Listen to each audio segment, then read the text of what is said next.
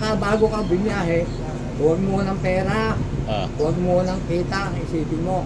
Ang intindihin mo muna, gabayan ka na tayo. Yun! Sa hapong paglalakbay. Yun kita, kuya. Tama ba na kailangan ba talaga na mabilis magpatakbo ang mga driver? Conforme sa pagpapatakbo. Merong oras na pwedeng bilis-bilisan at merong konting smooth lang. Pero hindi ka pwede araw-araw mabilis ang magiging patakbo mo. Oras na may mangyari. Kasi napakabilis ang takbo nyo wala kang susutan sa mga pasero. Mamabilis, mamabagal.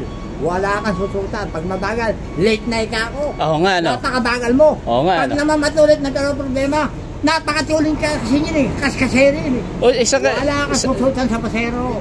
Kaya ang pinakamaganda yan, smooth lang. Smooth. Yung hindi masyadong mabagal, hindi masyadong mabilis. Ngayon, pag may nagsasalita, huwag mo intindihin ang pananalita nila dahil ikaw may dala na sasakyan na yan, sa'yo nakasalala yung buhay nila at sa'yo nakarecord yung bus na yan. Oras na may mangyari, dito ba sa Santral, meron ba nag-50%? Oras na aksidenteng malaki, charge sa'yo. Bakit? Sinong driver yung gusto mo charge sa pagmamaneho mo? Tama naman, di ba? Napakahirap. Nakasalalay sa driver Hindi makukuha kang konting pera.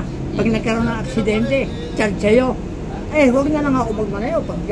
Saka di ba sabi ko nga sa kanila, yung iba kasi iniisip nila mga mga mamatay tao yung mga driver. Sabi ko nga di ba? Sabi ko wala namang driver na sumampa sa bus na nag-isip ng masama sa kapwa na managasa, pumatay. Syempre, kaya sumampa sa bus para maghanap buhay, di ba? Diba? Hindi ikaw man, di ba? Sasapa sa bus, nasa isip mo, mananagasa ako ng tao ngayon, di ba? Walang ganon. Walang ganon. Ang isang layunin ko dyan, matanong lang ito, Brad. Kung sakali magpantay ng posisyon ako kasi ikaw driver, gusto mo ba makasagasa ng tao para matag kayo? Yun. Inang yun kasi yun. Ako, ni manok, ni aso, ni iwas. Diba?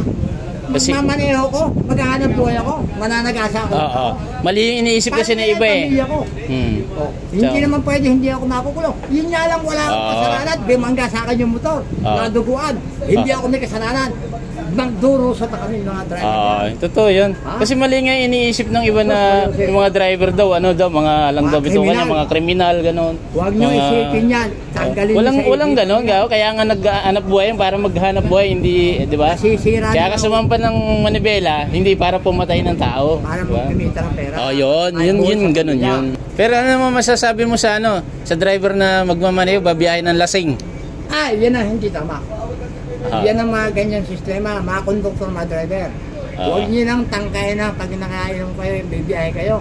Kasiraan ng isang kumpanya yan. Bakit nyo pinabiyahe yung empleyado ng may nakainom na alak? Pero hindi alam ng may-ari na hindi alam ng dispatcher na yun pala yung nakainom. Katulad nila siya nabibigyan ng panikit. Pero tama ba yun talaga? Pero hindi tama. Di ba? Hindi tama. Kahit sabihin mo na, isipin mo kaya mo. Sa sarili mo na lang, huwag mo lang pag-isipan at huwag mo na ituloy. Katulad sa driver, anak ka. Kahit mali ka, kahit tama ka, mali ka pa rin. Pag binangga saka nasa batas yun di ba? Talaga hindi po pwede. Hindi pwede. Yun nga lang mag-text na nagmamaneho, bawal Yung pa kayo nakainom. Kaya sa isang banda, isipin ng mga empleyado yung sitwasyon ng pasahero mo. Sa dami ng pasahero, dahil mo pa doktor, sa dami. Ang doktor, kabisa, isang pasyente na. Ilan ang seating yan? 59 passenger? Oo nga. Paano kung magkaroon ng problema yan? Tingnan mo nga, kapalas ng isang gabi, may aksidente. So sobrang tuloy, bumangga sa crossband. Pagkabangga sa crossband, tumalsik sa damtang anong punta. Saan nangyari? Sa NLEX? Sa Mindanao Avenue. Mindanao Avenue. Balintawak. Palusong na yun, yung palusong? Interview sa mga pasahero. So sobrang tulin. Saka ang pasahero, pag in-interview yan, ang sasabihin niya, napakatulin ng aming sinasakyan. Kaya nawala ng control. Kaya ang pinakamaganda. Smooth. At saka bago ka bumiyahe, Huwag mo ng pera, huwag mo ng kita ang isipin mo. Ang Gabay. intindihin mo muna, gabayan ka Gabay. ng Panginoon. Yun. Sa Yun. hapong paglalakbay. Yun pala ang pinakang the Hindi best. po pwede yung no? puro pera iniisip mo. Yun nga lang ay pinadalalangin lagi. Kung minsan binubuenas ka, nagkakaroon ng sistema. Pero kagustuhan ng Panginoon Diyos yun, na kung minsan nakaka-aksidente ka. Pero ayoko talaga makakaya. Kung maaari nga lang, pag-alis ko ng bahay, wala akong masaktan tao, wala akong makasalumuha na sabihin na nakatalo. Ang gusto ko mapayapa yung pag-alis ko sa bahay at makauwi ako ng maayos, na walang aberya, walang disgrasya. Para na sa gano'n, yung may-ari ng kumpanya, masaya at walang babayaran na aksidente. Pag nagkaroon ng aksidente, paralisyado ng plakisa, bayad pa yung may-ari, kaya na magbabayad ng isang empleyado, kakantasan. Ngayon, paano kung alimbawa yung empleyado lumaya? Sino ngayon magbabayad? Oo nga. Ang may-ari ng kumpanya ang magburusak. O mga yung driver lumayas na. Kaya pinakamaganda. Yun ang tapos ng maipapayo ko sa mga driver ko. Yung pag mga nayahawa ingatan. Yun yung mga nag-iingat na bumabangama. Lalong nang walang pag-iingat, ano? Kaya pinakamaganda yung natin. Hingi muna ng gabay. Yan. Yan po si Kuya Narciso Feliciano. Board member, di ba? Board member ng Union ng Santrans. Ito.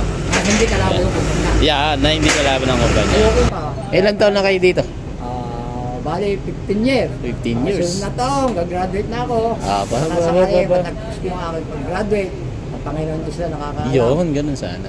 Yan ang pinakang the best, hindi nakakalimot sa itaas. Para yung aking pamilya masiyahan at yung kapatao ko wala nang sanang magalit sa akin. Kung ako may nagkamali sa mga pagbiyahe, ako hindi ng pasensya at pamanhin sa kanila. Kung ako may nagkakamali, ang tao kasi may pagkakamali lang yan. Ngayon, yung iba, nagkamali, mga pinagaling pa na hindi mo lang humingi ng pasensya sa nagkikasalan niya. Sabi niya, maganda walang kaaway, walang kagalit at para maayos ang buhay. So, palaubat na ako. So, ayan, napakaganda ng mensahe na narinig natin kay Narciso Feliciano, aka Hasan. Okay. Thank you very much. Ayan.